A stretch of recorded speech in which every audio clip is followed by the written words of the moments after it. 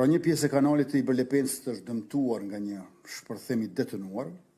Policia jonë tashmë është në vendin e ngjarjes dhe në krye të detyrës.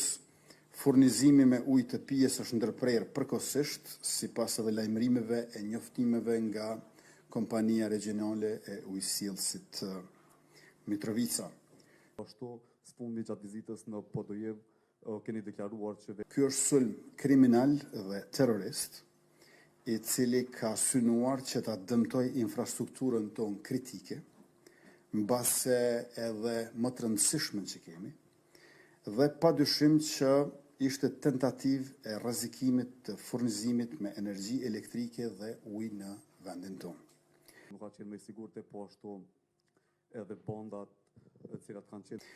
Organet shtetërore janë të angazhuara për të siguruar menaxhimin e situatës, rikuperimin e dëmit dhe zbardhjen e plotë të rastit.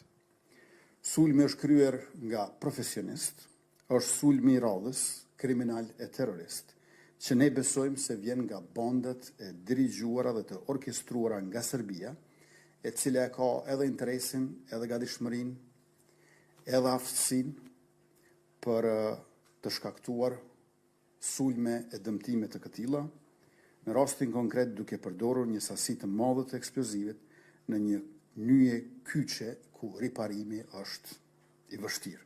Veri para se të ndodhë ky shpërthim, gjithashtu cila është gatishmëria gjitha.